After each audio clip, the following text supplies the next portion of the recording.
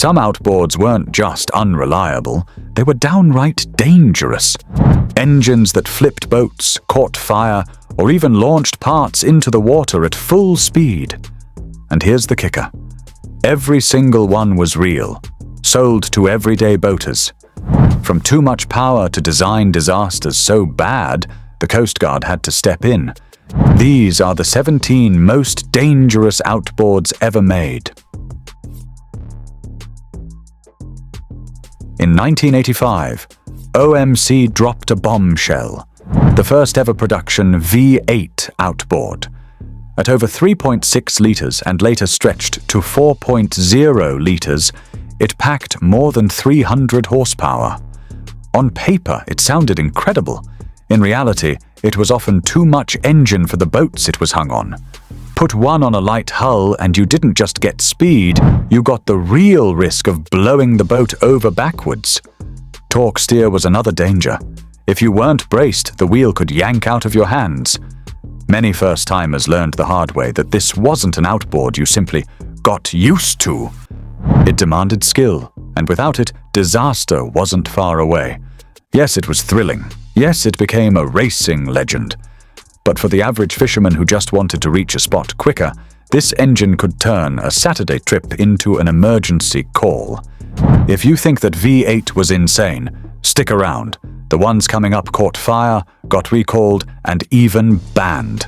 You won't believe number 10. Hit subscribe so you don't miss it. By the late 90s, direct fuel injection was the future. Evinrude's FICHT 200 and 225 were supposed to lead the charge. Instead, they became infamous for being some of the most dangerous outboards ever sold.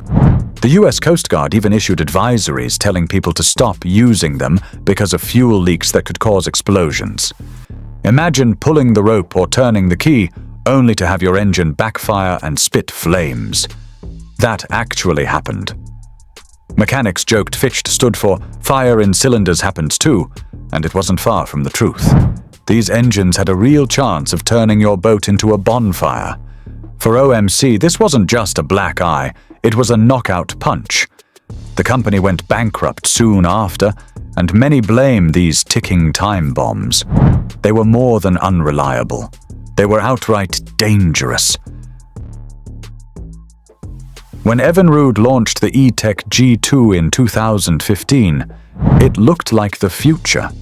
Sleek covers, modern tech, smart oiling. It was impressive. But then came the recalls. Some G2s had gear case nuts that could loosen, meaning your lower unit could literally fall off while running at speed. Others had steering system faults that could cause you to suddenly lose control. At 60 miles per hour on the water, losing steering isn't a joke. Boats don't have brakes, and when you can't turn, you're at the mercy of momentum. A problem like that can send you into another boat, a dock, or worse. Sure, many owners loved their G2s, and plenty ran trouble-free. But the reality was simple. If you got one of the bad ones, it wasn't just a headache. It was dangerous. This wasn't the kind of risk you wanted when your family was sitting on board. When Mercury Racing unleashed the 400R in 2015, it was the first 400 horsepower outboard you could actually buy off the shelf. Suddenly, offshore cats and bass boats were blasting past 90 miles per hour. It was incredible, but also terrifying. For drivers who didn't know how to trim properly, blowouts at speed were common. More than one forum thread has guys confessing, "I thought I lost the boat when the prop let go at 80. The supercharged straight 6 delivered brutal acceleration. That meant if you mashed the throttle too hard, passengers could end up on the deck or worse, overboard. It wasn't a motor for family pontoons, but people tried anyway. In the hands of experienced racers, the 400R was a weapon. In the hands of amateurs, it was like giving a teenager the keys to a Ferrari. The danger wasn't just in the machine, it was in who dared to bolt it on. In the early 70s, Mercury introduced the Twister 2, a racing outboard that looked like a regular inline six, but was tuned to the moon. Pushing well over 150 horsepower on lightweight race hulls, these motors were the backbone of the outboard performance craft era. They also had a nasty habit: blowovers. Drivers who trimmed too high would find their boat flipping backwards at terrifying speeds. There are photos in racing archives of hulls airborne, with drivers clinging on like rag dolls. It wasn't a rare accident, it was part of the sport. People respected the Twister because it could win races, but everyone knew it could just as easily send you to the hospital. Even mechanics recalled the sheer violence of these motors. They shook themselves to pieces if you didn't set them up perfect. One veteran said, "The Twister 2 wasn't just dangerous, it was a legend forged in risk." OMC's experiment with Wankel rotary outboards in the 1970s was pure madness. They were compact, lightweight, and churned out serious horsepower for their size. On the race circuit, they looked like the future. But the danger was real. The power curve came on so suddenly that boats would lurch like a bucking horse. Racers remembered them as unpredictable beasts. One veteran told a magazine that, when it came on pipe, you'd better be ready, because it felt like the boat wanted to swap ends. That's not the kind of confidence you want at 70 miles per hour in a tunnel hull. The engines themselves also ran blistering hot. Cooling issues meant failures were sudden and often violent. They were fast, yes, but they scared even professional drivers. In the end, OMC shelved them. They weren't just impractical, they were flat out too dangerous for anyone but the bravest. When Chrysler's outboard line turned into force in the late 80s, the 125 became their big motor. On paper, it sounded good. 125 horsepower at a bargain price. In practice, it was a headache. Electrical issues were constant, and the ignition system had a reputation for failing at the worst possible time. One owner on a boating forum joked, "It only ran strong when tied to the dock." The danger wasn't just unreliability. These motors shook like an unbalanced washing machine. At high RPM, the vibration could loosen bolts and rattle steering systems. On lightweight hulls, that meant the driver suddenly lost handling. Plenty of folks bought them because they were cheap, and some got lucky. But others tell stories of stalling while crossing shipping lanes or limping home on a trolling motor. The Force 125 wasn't just a budget motor. It was a gamble with safety every time you left the ramp. That was bad, but trust me, the danger only gets worse. Coming up are outboards that could literally shake themselves apart at sea. Stick around. Number 10 is shocking. The Chrysler 105 from the 70s is remembered less for performance and more for its ability to quit without warning. These motors had a notorious reputation for lower unit failures. One minute you were cruising, the next you had no prop drive and a long paddle home. Mechanics hated working on them. Parts were scarce even when they were new, and quality control was all over the place. A former dealer once said, "We prayed the customer never brought it back." For boaters, the real danger was stalling far from shore with no backup. Outboards that stop running don't just ruin your day, they can put you in serious trouble if weather turns. Plenty of weekend boaters learned that lesson. Some tell of drifting helplessly until another fisherman towed them in. The Chrysler 105 was proof that not all horsepower is created equal, and some is just plain hazardous. Before Chrysler bought them, West Bend outboards were already developing a reputation for being shaky.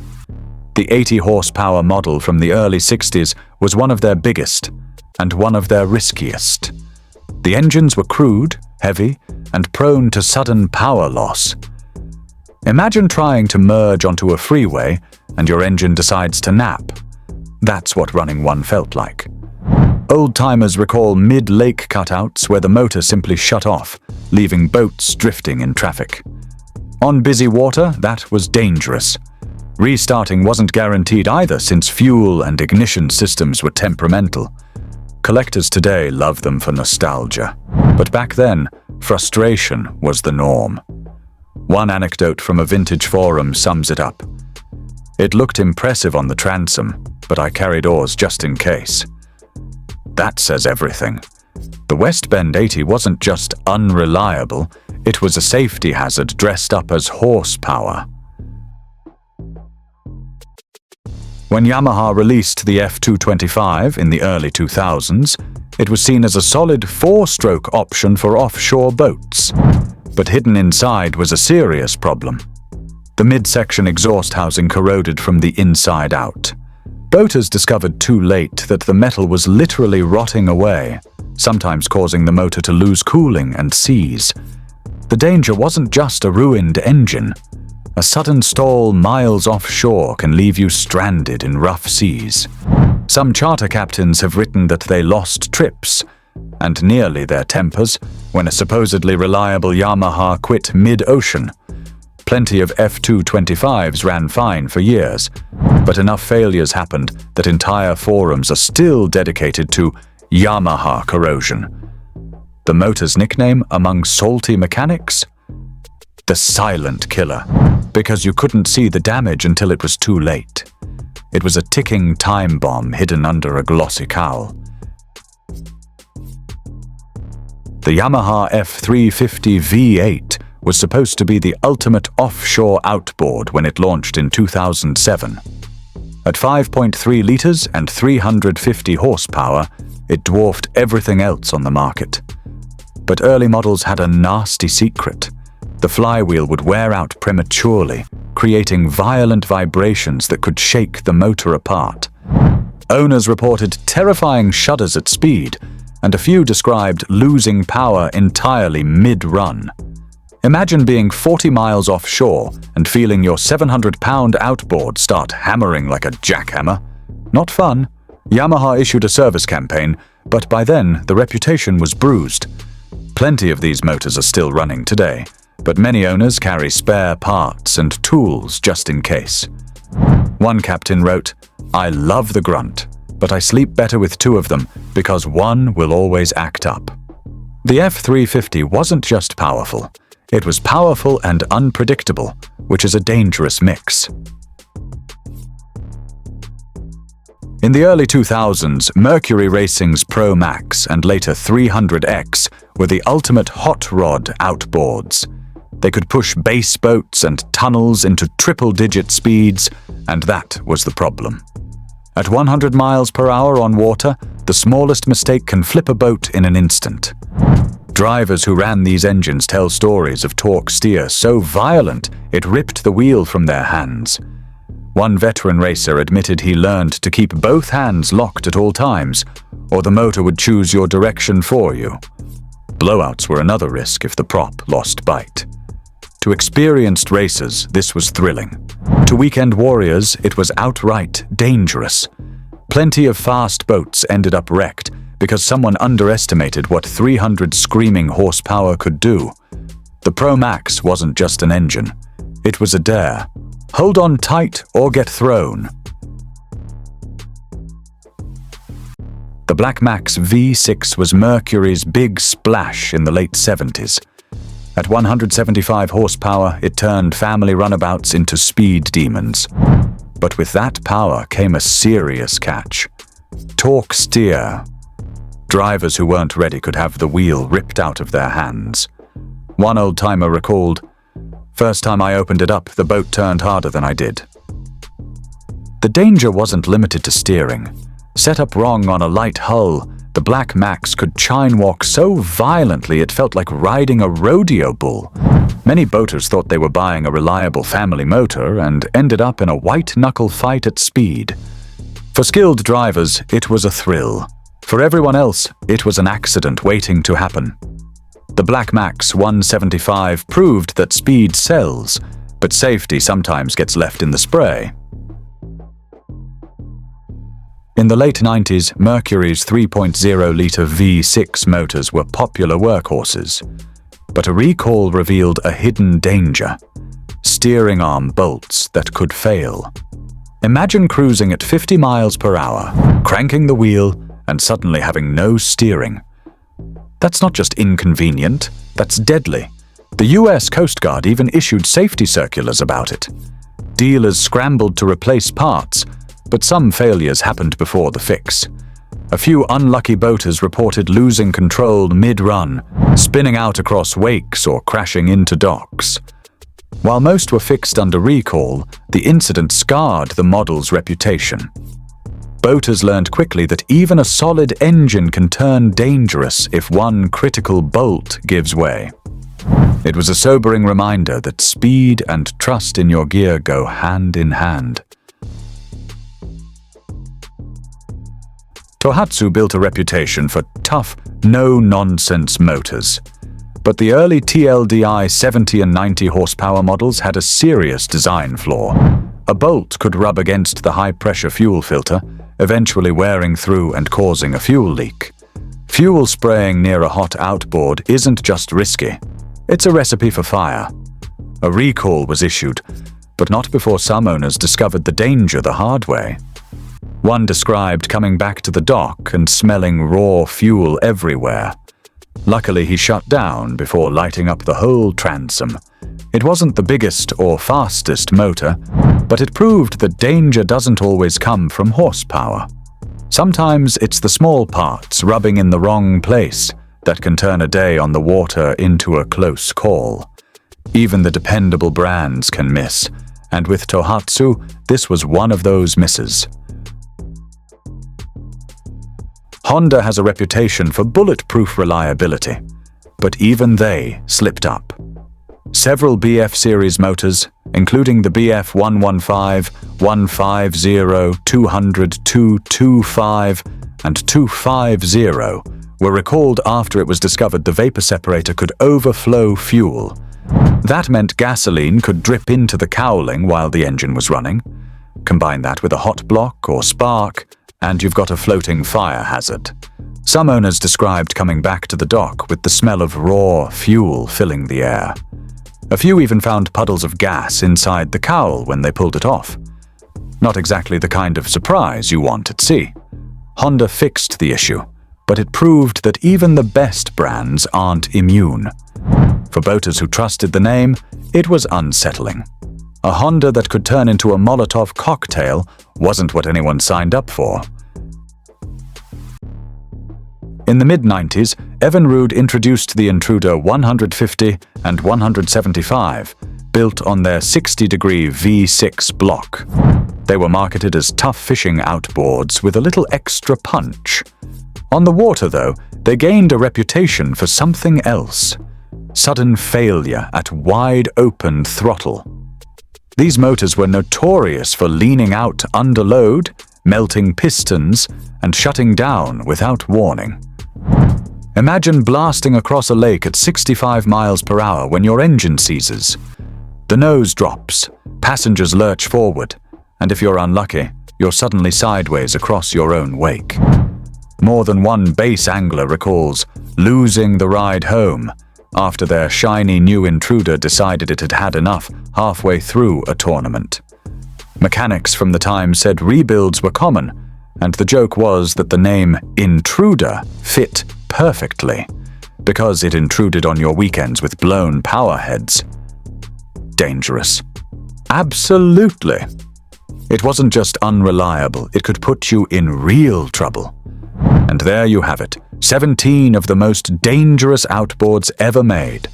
Some were too powerful for their own good, others were engineering mistakes that nearly sank their makers, and a few were just plain reckless experiments sold to everyday boaters.